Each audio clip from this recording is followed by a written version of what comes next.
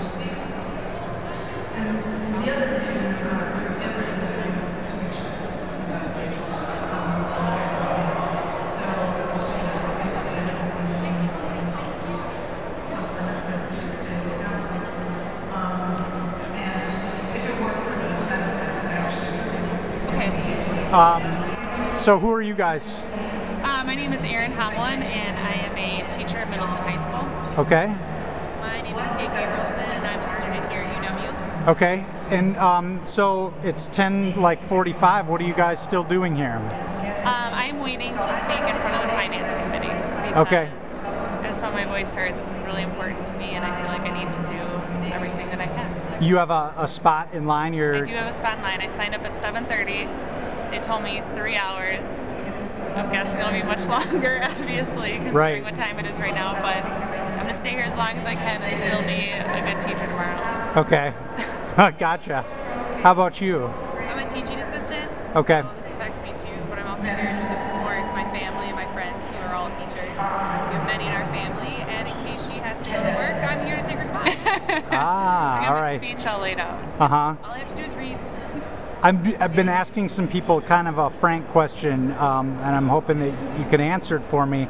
I'm wondering if the fact that Scott Walker may or may not have gotten your vote, probably didn't get a lot of teachers' votes, definitely didn't have the support of the teachers' union, and may not really care what you have to say. Have you given that any thought at all? Yes. Yeah? What's in fact, pretty certain he doesn't quite care what I have to say. However, we live in a democracy, and I don't believe that we can sit here and complain about what's happening if I'm not trying to do everything that I can to solve it. So if what I've said has already been said 1,000 times, then it has, but at least I'm doing my part.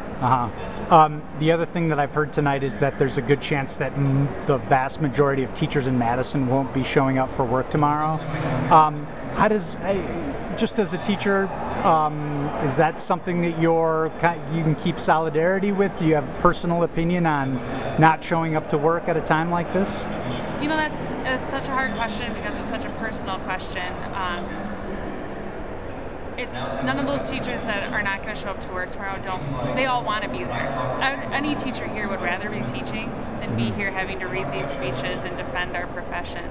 I personally will be going to work, but I mean, I understand where they're coming from. We have one day, a very short amount of time from what Walker's trying to do to get our voices heard. So.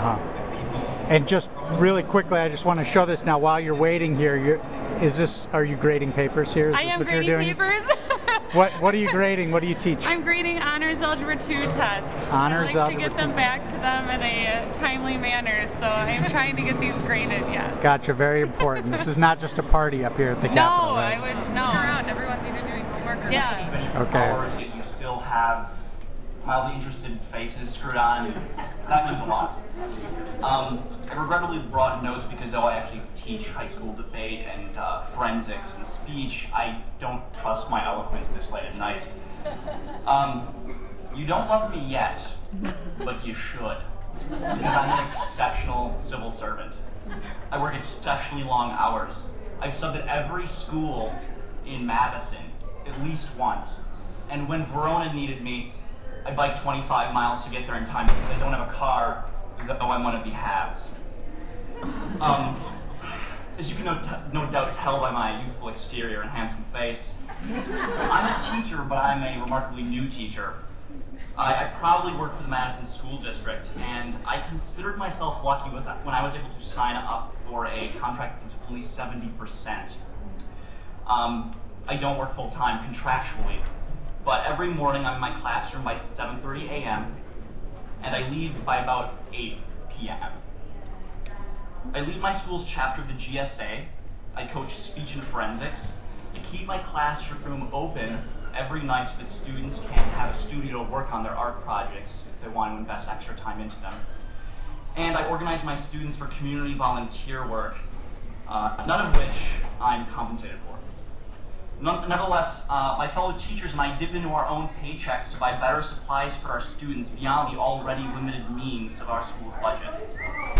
Putting further strain on us financially and mentally only serves to threaten the education for our students.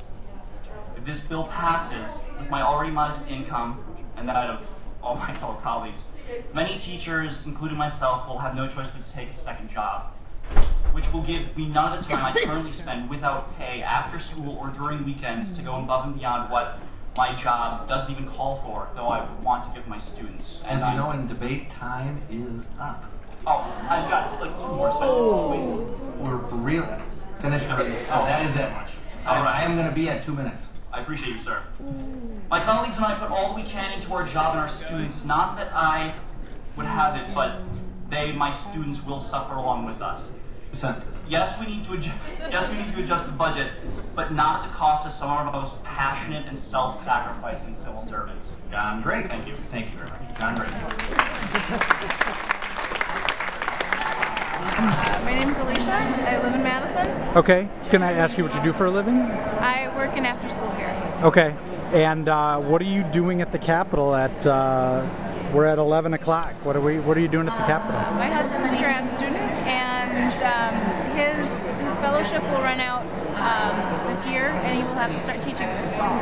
So it does affect us personally, but it also affects all of his colleagues and many of our friends and family members that live all over the state of Wisconsin. So it's not just a personal thing. Gotcha. But the question then I feel compelled to ask is what does coming to the Capitol at 11 o'clock at night? What's the result of that? We're hoping to speak. So, okay. And if we want to speak, we've got to stay. And I think it's important that people kind of pack together and show that they're willing to wait their turn as long as it takes. You have a spot in line? I'm on the list. Okay. I don't know if that means I'll actually be allowed to speak. Did they give you an estimate on what time you might? They told us they were cutting things off at 2. At 2, okay. And have you prepared remarks? No. Are you going to prepare them while you sit here, or are you going to speak off the cuff? I'll kind of semi-organize my thoughts, I think. Okay.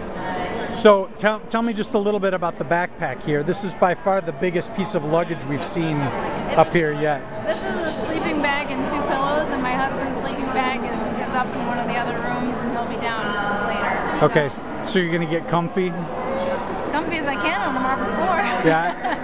Gotcha. And any other plans to pass the time while you're waiting to go up? Got lots of friends here. Okay. So